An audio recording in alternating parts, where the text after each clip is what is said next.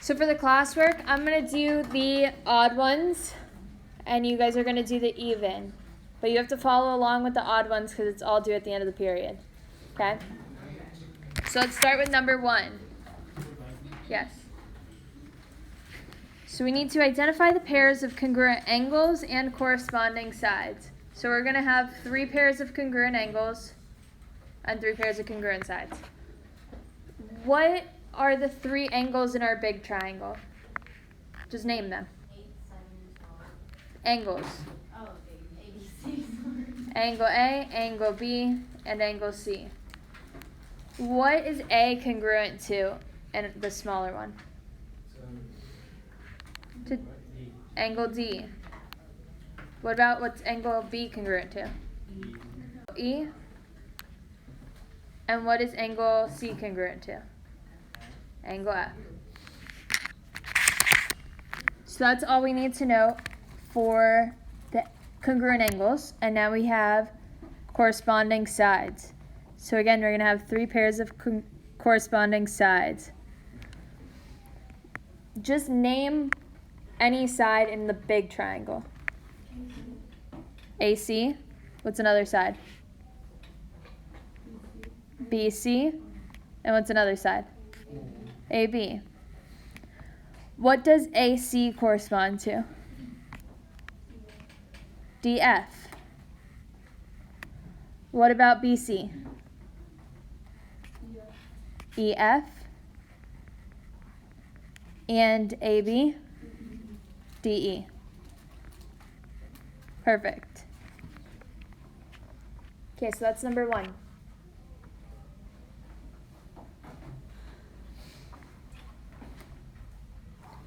Let's take a look at number 3. Determine whether the polygons are similar. If so, write the similarity ratio and a similarity statement. What are the 2 things we need to know in order to tell if polygons are similar? If what's the same?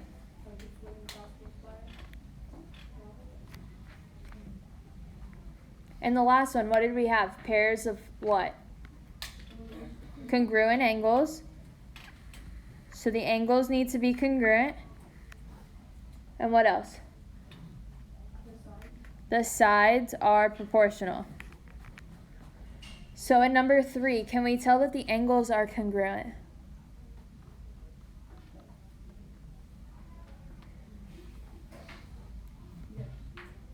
How do you know?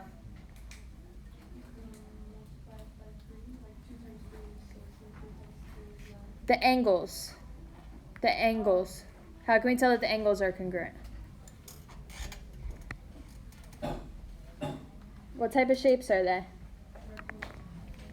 And what type of angles do rectangles have? 90 degrees. So all of these are going to be 90-degree angles. So they'll have congruent angles. So we can put a check there. Now we need to see if their sides are proportional. How can we tell if the sides are proportional?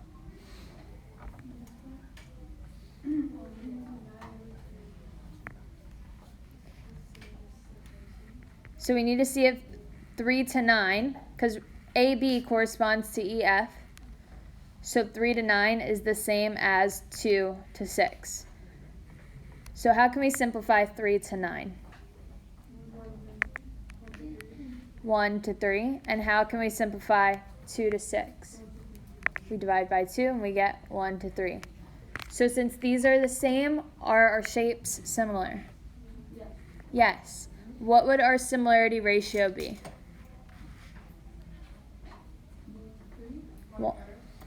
1 to 3. And how would we write a similarity statement?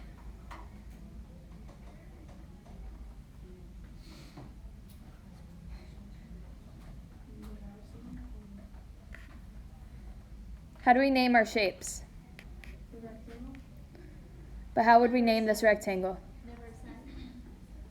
What would we call, so the rectangle to the left, what do we call it? Specifically, A, B, C, D.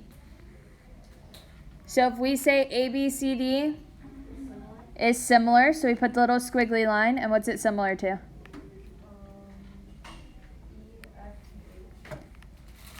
E, F, G, H. Perfect.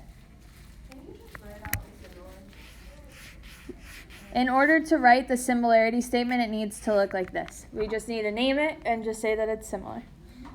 So ABCD is similar to EFGH. So the colons say the same thing as like the fraction. So if it had the proportion of 1/3, it's the same thing as saying 1 to 3. It's just a different way of writing a ratio. Okay.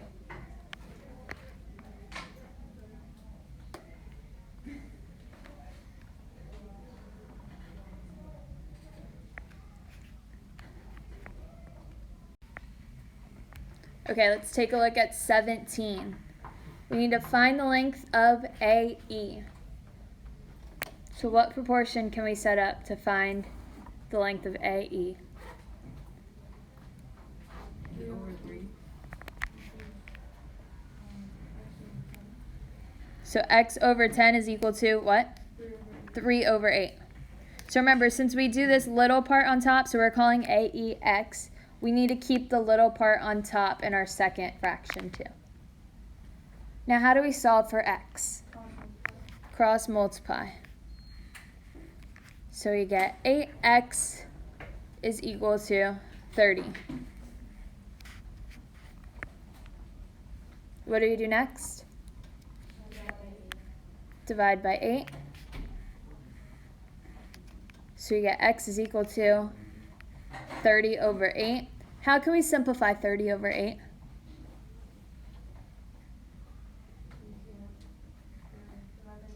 Divide both by 2. 2 goes in on the top and the bottom. So what would this simplify to? 15/4. So x would be 15/4.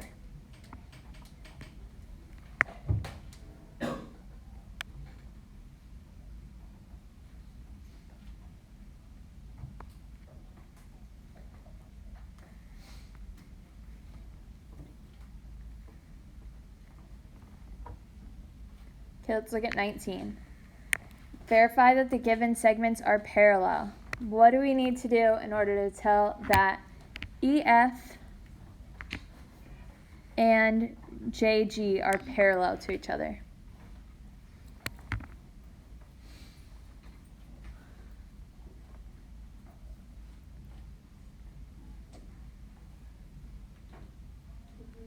We set up a proportion. What would our proportion be? 4/20 is equal to 3/15. Now we can solve this one of two ways. We can cross multiply, or we could just simplify both sides. So on the left side, how would we simplify 4/20? So 4 goes into both of it, both the top and the bottom, so we would get 1/5. And then what about the right side? How would we simplify that? Divide both by 3. So we would get 1 on the top and 5 on the bottom. So since these two are equal, we know that the segments are parallel.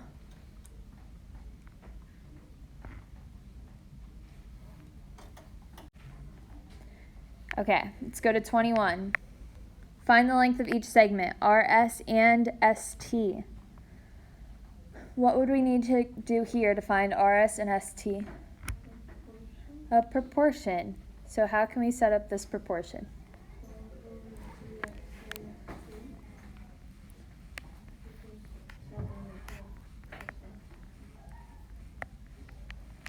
Perfect.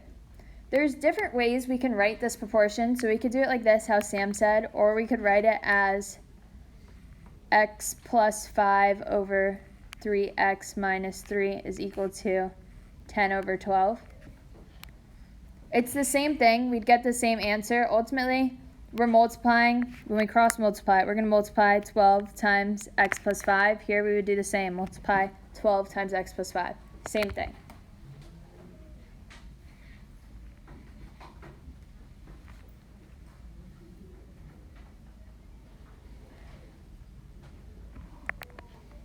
So let's solve the one on the left. So we have 12 times x plus 5 is equal to 10 times 3x minus 3.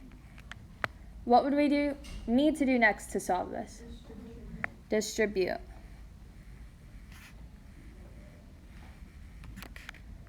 So we have 12x plus, what's 12 times 5? 60. Then what's 10 times 3x? 30x minus 10 times 3? 30. What can we do next to solve for x? Minus 12x from both sides. So we get 18x, and then we can add 30. So 90 is equal to 18x. What do we do next? Divide by 18. And what do we get for x?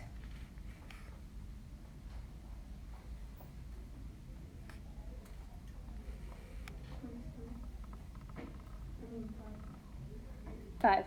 90 divided by 18 is 5. Is that our answer? No. What do we have to do next? We plug it in.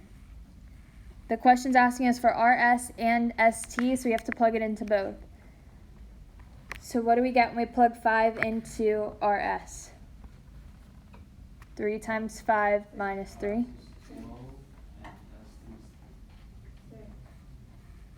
12. And then 5 plus 5 would be, for ST, 10. So RS is 12 and ST is 10. Sarah? We can't set these two equal because we don't know if they're the same. Oh, okay. In this case, they happen to be the same, but that's not always going to work out.